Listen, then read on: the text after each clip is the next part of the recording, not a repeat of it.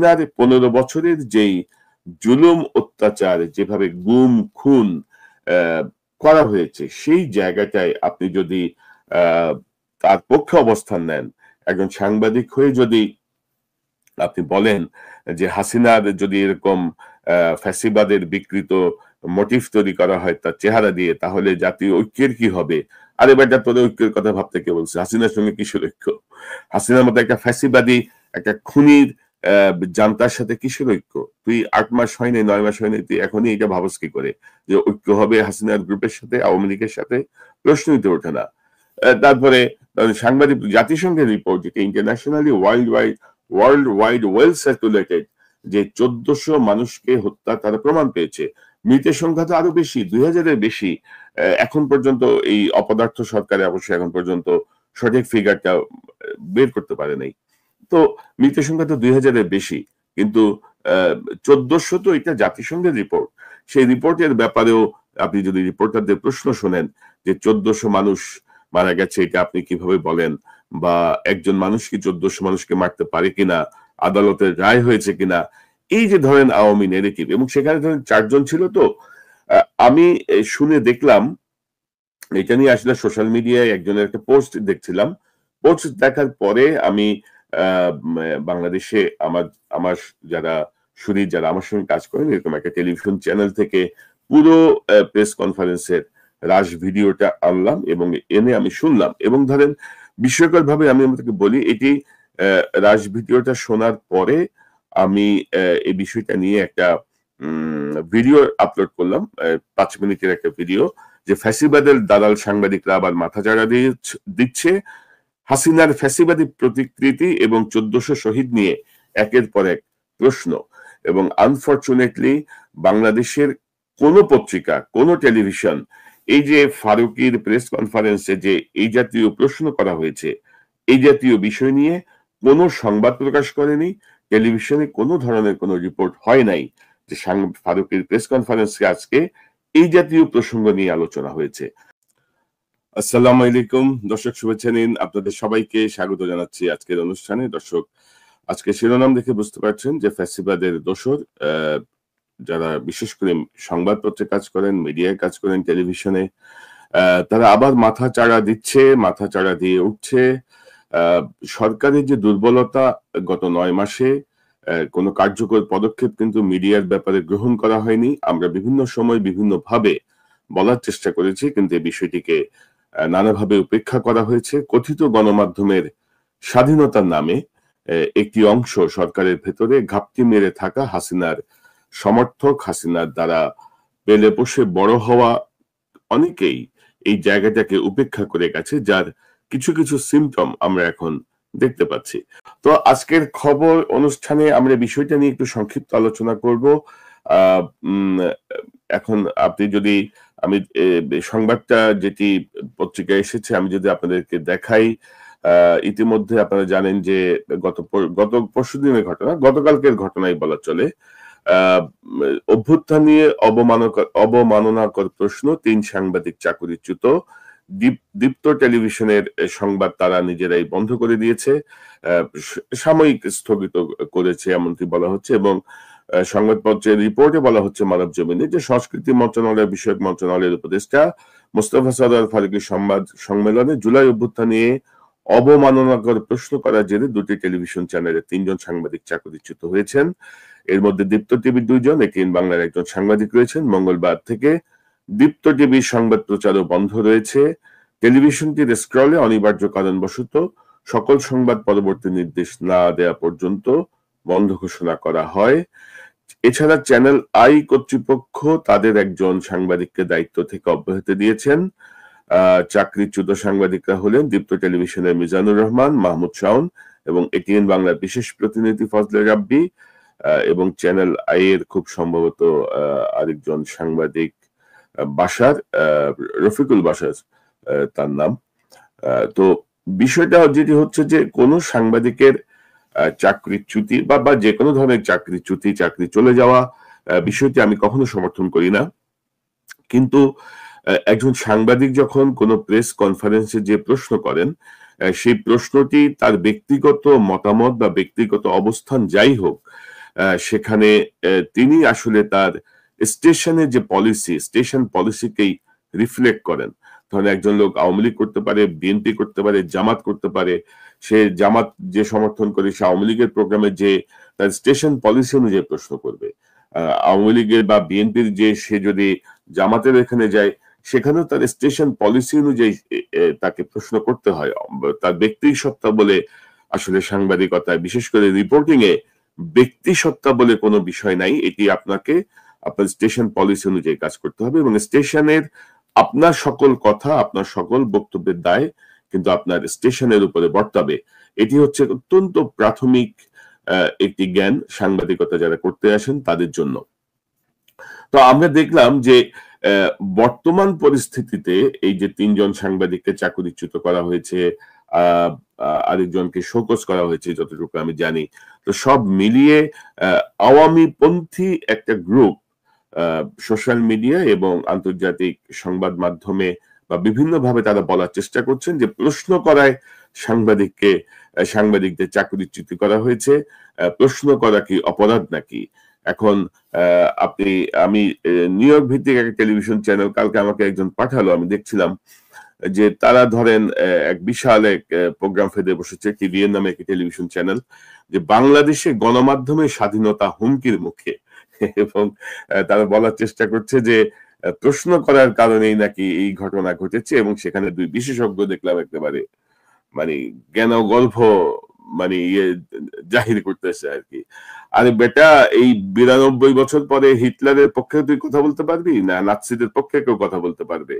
এবং আপনি যদি আপনার সোশ্যাল মিডিয়া বা আপনি যদি কোথাও আপনি প্রদর্শন করেন যে আপনি নাৎসিদের ব্যাপারে এক ধরনের সহানুভূতি আপনার আছে, আপনাকে তো পৃথিবীর উন্নত দেশগুলো ভিসাই দিবে না, ঢুকতেই দিবে না, যে আপনি মানসিকভাবে বিকৃত মানসিকতার এবং আপনি মানবতা বিরোধী অপরাধের সমর্থক। তো হাসিনা 15 বছর ধরে যা করে গেছে, এখন দেখে অনেকের দরদ উতলায় উঠতেছে। তো 15 বছরে কি পরিমাণ সাংবাদিক চাকরি হারিয়েছে, কি পরিমাণ সাংবাদিককে গোয়েন্দা সংস্থা কাজ করতে দেয় নাই। আপনারা ভুলে গেছেন, এই যে আমি যদি আপনাদেরকে একটু দেখাই যে মাহমুদুর রহমান কুষ্টিয়ে তার উপরে রক্তাক্ত করা হয়েছে, তখন সুশীল আমাদের সাংবাদিক, আমাদের মহান পুরুষরা কোথায় ছিল? এই যে এই ছবিটা দেখেন, দৈনিক সংগ্রামের সম্পাদক আসাদ ভাই একজন বীর মুক্তিযোদ্ধা, একজন অস্ত্রধারী মুক্তিযোদ্ধা। তাকে দেখেন ছাত্রলীগ যুবলীগের ছেলেবেলে তার অফিসে ঢুকে অ্যাটাক করছে, তাকে কিভাবে সিঁড়ি দিয়ে টেনে হিঁচড়ে নামিয়ে নিয়েছে। এবং এই ভদ্রলোক কথিত রাষ্ট্রদ্রোহের মামলায় প্রায় 2.5-3 বছর জেলে ছিলেন বিনা চিকিৎসায়। বিএনপি পন্থী সাংবাদিক রুহুল আমিন গাজী, তিনি প্রায় 3 বছর ক্যান্সার পেশেন্ট, তিনি প্রায় 3 বছর জেলে কাটিয়েছেন, জামিনই হয়নি তার 3 বছর পর্যন্ত। তো এইসব জায়গাগুলোয় কিন্তু কোনো মানবতা কাজ করে না, এইসব জায়গায় কোনো বক্তব্য কাজ করে না। এবং এর বাইরেও আপনারা যদি অনুসন্ধান করে দেখেন, কমপক্ষে বাংলাদেশে এখন পর্যন্ত শখানেকেরও বেশি অত্যন্ত যোগ্য সাংবাদিক, যাদেরকে আওয়ামী লীগ আমলে বিভিন্ন সুতোয় বিভিন্নভাবে গোয়েন্দা সংস্থার চাপে যাদেরকে চাকরিচ্যুত করা হয়েছে, এবং তাদেরকে পরবর্তীতে অন্য কোনো মিডিয়া তো কাজ করতে দেওয়া হয়নি, এবং এখন পর্যন্ত তারা অনেকেই বেকার এবং দুর্বিষহ জীবনযাপন করছে। তো এগুলো নিয়ে আসলে কারো কোনো বক্তব্য নাই। এখন ধরেন ফেসবুকে কিছু পোস্ট ছিল, এবং মূলত আমি এই 5 মিনিটের একটি ভিডিও দেওয়ার পরে যে অনেকের নজরে আসে যে এরকম একটি বিষয় আলোচনা হচ্ছে, অর্থাৎ ফ্যাসিবাদের এই জায়গাটাকেও এক ধরনের দেখেন, এক ধরনের সেলফ সেন্সরশিপ বা এক ধরনের রক্ষা করার একটি চেষ্টাই আমি বলবো। তো এর পরবর্তীতে ধরেন একটা প্রতিক্রিয়া হয়েছে, সব পত্রিকা টেলিভিশন গুলো তাদের রিপোর্টারদেরকে বরখাস্ত করেছে। তো আমি মনে করি যে প্রত্যেকটা টেলিভিশনের এখন নতুন করে তাদের এডিটোরিয়াল পলিসি কি হওয়া উচিত সেটি নির্ধারণ করা উচিত, এবং প্রতিটা পত্রিকা এবং টেলিভিশনে ফ্যাসিবাদের সমর্থক, ফ্যাসিবাদের দ্বারা পরিপুষ্ট যারা, তাদেরকে কোনোভাবেই চাকুরিতে রাখার কোনো সুযোগ নাই। কারণ এরা সুযোগ পেলেই বাংলাদেশের মানুষের বিপক্ষে অবস্থান নেবে, এরা হাসিনার গণহত্যাকারী খুনি পলাতক হাসিনার পক্ষে অবস্থান নেবে। এই জায়গাটায় কোনো ধরনের অনুকম্পার কোনো সুযোগ নাই, কারণ 15 বছরে এদের শক্তি, মদমত্ততা, এদের দাম্ভিকতা আমরা দেখেছি, এরা কিভাবে সকল কিছু নিয়ন্ত্রণ করেছে। এবং এদের কারোরই কোনো আর্থিক কোনো সমস্যা থাকার কোনোই কারণ নেই, যে পরিমাণ লুটপাট করেছে। এবং আমার কাছে যে তালিকা আছে, সে তালিকা অনুযায়ী বাংলাদেশের কমপক্ষে 100 জনের বেশি সাংবাদিকের অ্যাকাউন্টে 10 কোটি টাকার বেশি আছে। 5 থেকে 7 জনের অ্যাকাউন্টে এটির পরিমাণ 50 থেকে 100 কোটি টাকা, এবং 1-1.5 কোটি টাকা তো বাংলাদেশের এখন অধিকাংশ সাংবাদিকের কাছে মামুলি অ্যামাউন্ট।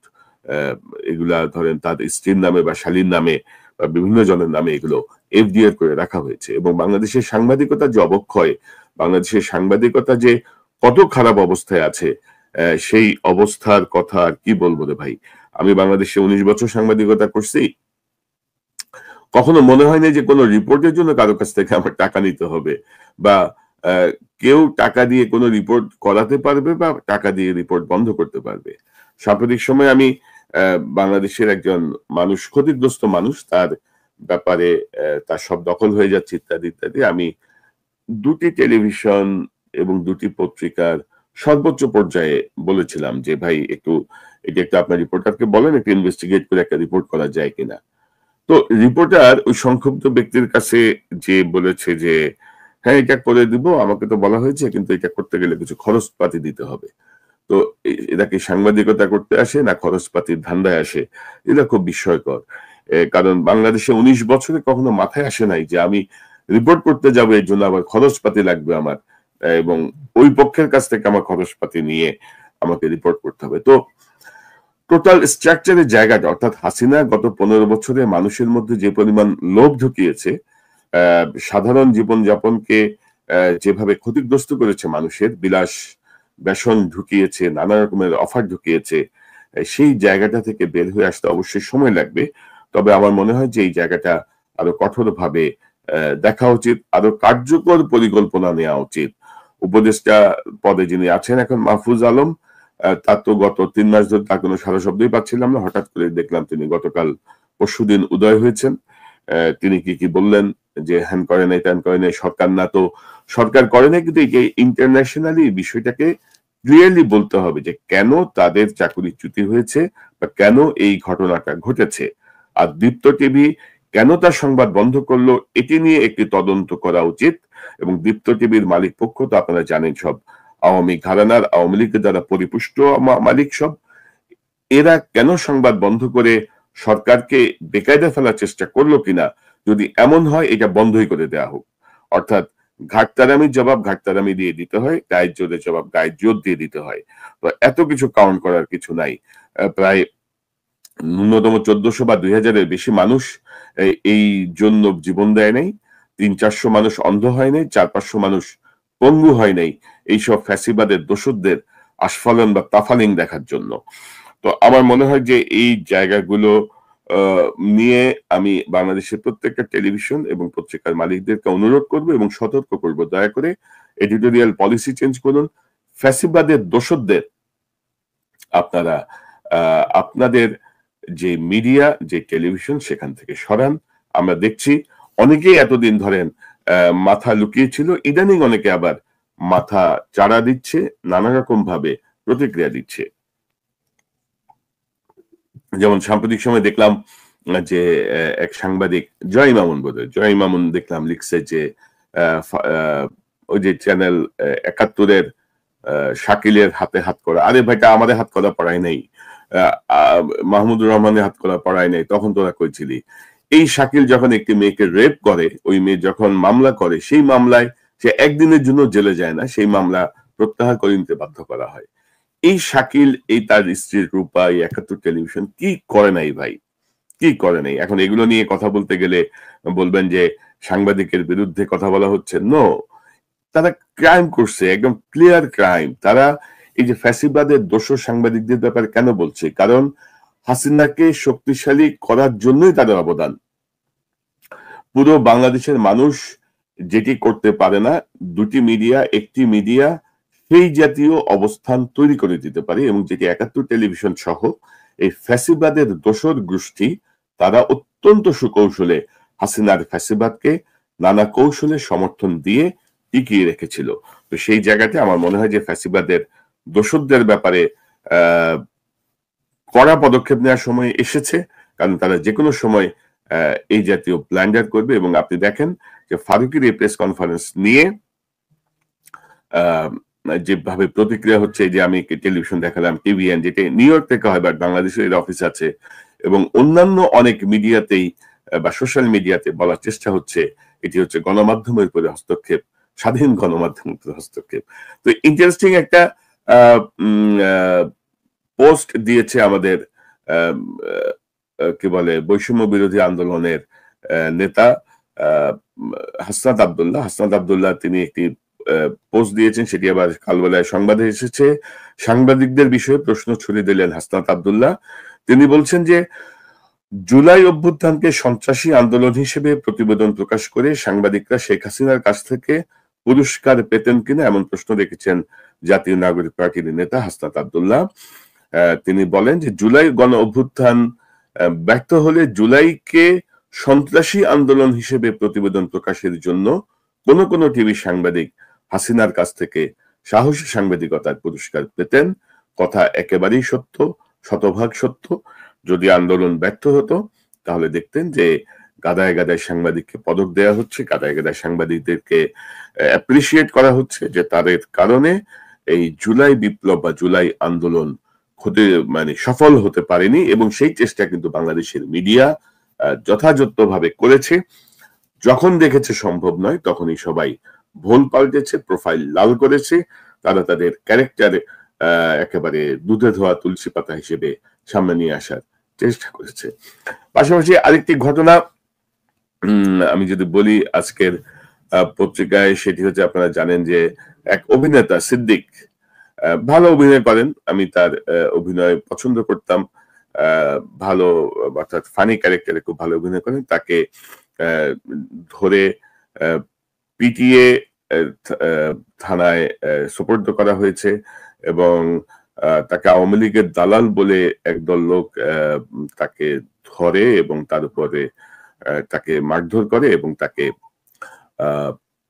পুলিশে সোপর্দ করে। এবং সিদ্দিক শুধু অভিনয় নয়, সিদ্দিক 18 সালে জাতীয় নির্বাচনে, কথিত নির্বাচনে, জাতীয় নির্বাচনে টাঙ্গাইল 1 আসনে আওয়ামী লীগের মনোনয়ন চেয়ে তিনি আবেদন করেছিলেন এবং ঢাকা 17 উপনির্বাচনে ও তিনি আওয়ামী লীগের মনোনয়ন পত্র কিনেছিলেন এবং সাবমিট করেছিলেন। তো সিদ্দিকের বিষয়টা নিয়ে আমি দেখছিলাম যে অভিনয় শিল্পী সংঘের বর্তমান সভাপতি কি নাম, পাভেল যেন,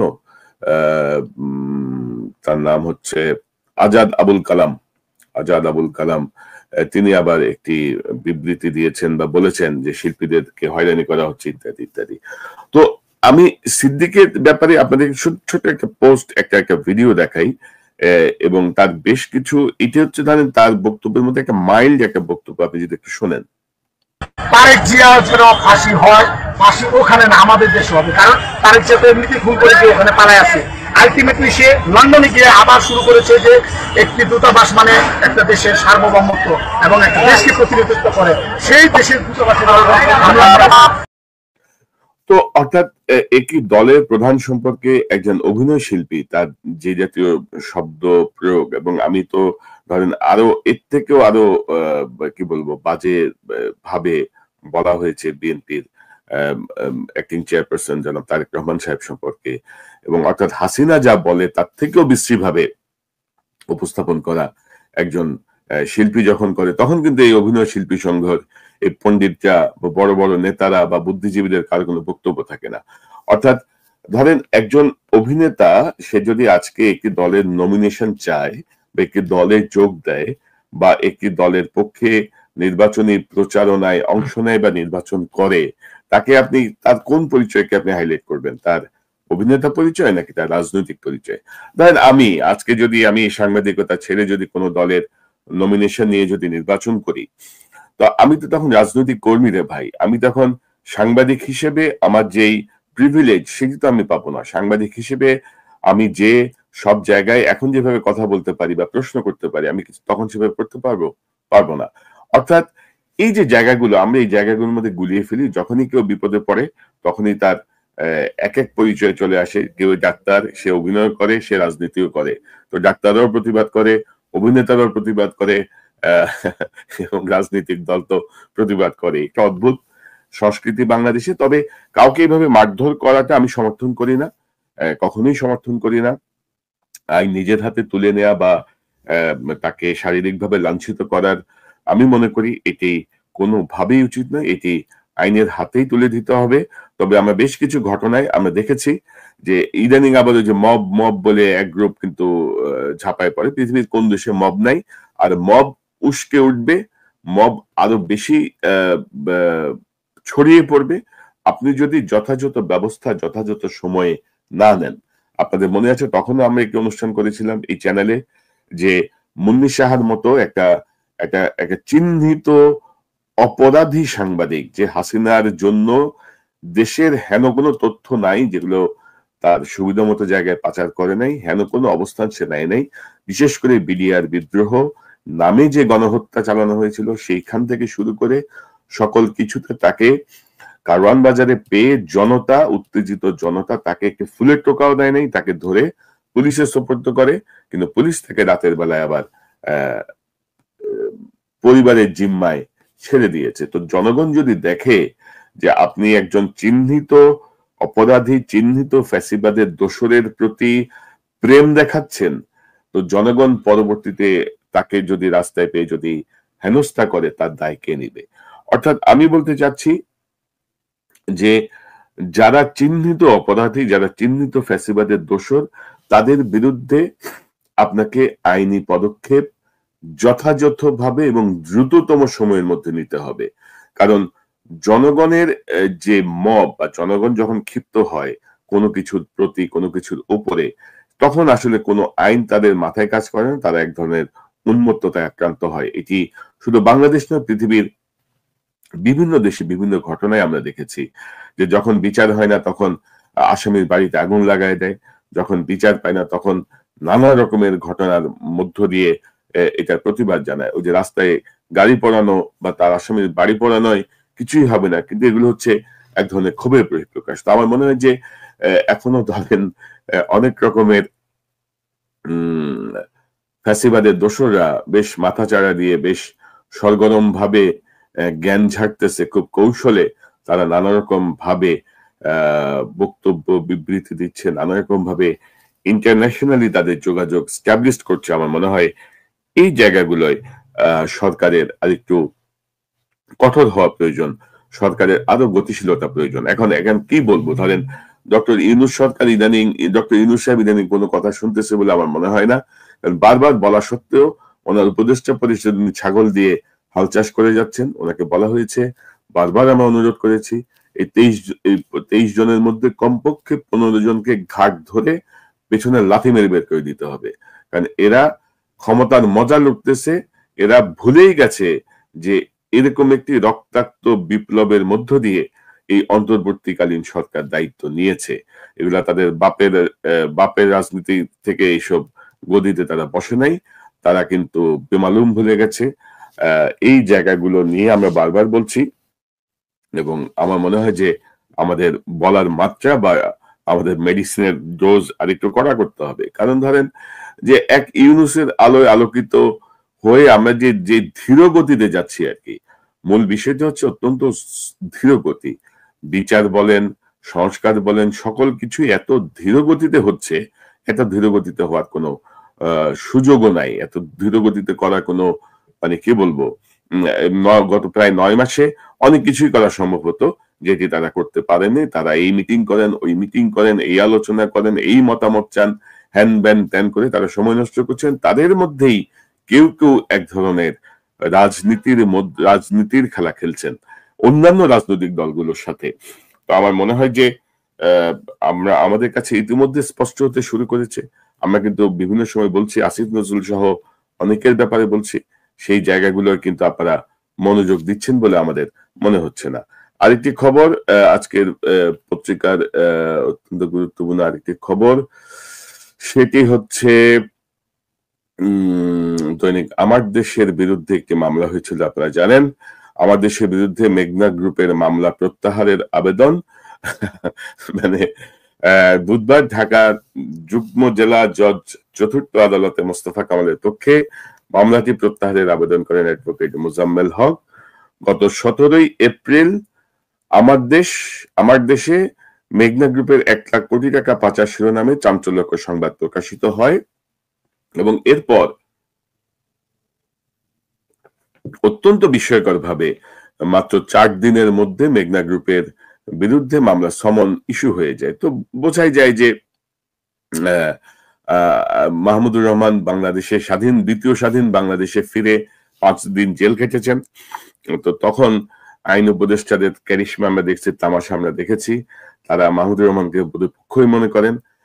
মেঘনা গ্রুপের মতো একটি বিতর্কিত গ্রুপ যার বিরুদ্ধে সরকারের অভিযোগ, দুদকের অভিযোগ নিয়ে রিপোর্টটি করা হয়েছে, তার বিরুদ্ধে একটি মামলা হলো। সেই মামলা আইন মন্ত্রণালয়ের ইঙ্গিত ছাড়া ম্যাজিস্ট্রেট সেটি আমলে নিয়ে সমন ইস্যু করে দিল, এটি ভাবার কোনো কারণ নাই। তো আসিফ নজরুলের এখানে অন্য কোনো গোট পাকানো চলছে, সেটা আমরা বুঝতে পারছি। আমরা এগুলো নিয়ে কাজ করছি, আমরা একটু জানার চেষ্টা করছি যে কোন নির্দেশে কি হলো। তো অবশেষে তাদের বোধোদয় হয়েছে, 10-12 দিনের মাথায় তারা মামলা প্রত্যাহারের আবেদন করেছেন।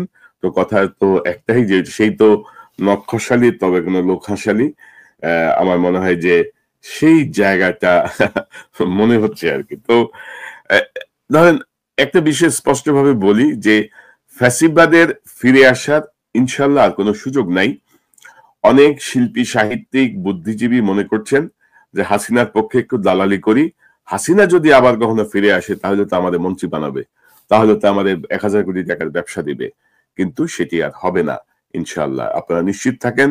বাংলাদেশের মানুষ কখনোই এটি মেনে নেবে না এবং এটি হয়তো হতে পারত, কিন্তু আরো ক্ষতিগ্রস্ত করেছে হাসিনা এই গত 8-9 মাসে যেভাবে ক্রমাগত হুমকি দিয়ে গেছে, যেভাবে ঘর বাড়ি জ্বালিয়ে দেওয়া থেকে শুরু করে হাত ভেঙে গুড়িয়ে দেওয়া পর্যন্ত সেভাবে নির্দেশনা দিয়েছে স্পষ্টভাবে, তাতে মানুষের কাছে আরো স্পষ্ট হয়েছে যে এই হাসিনার মাথায় এই ফ্যাসিবাদীর বা ভয়ঙ্কর বিষয় ছাড়া তার মনের মধ্যে, তার মাথার মধ্যে মানবিক কোনো বোধ নাই।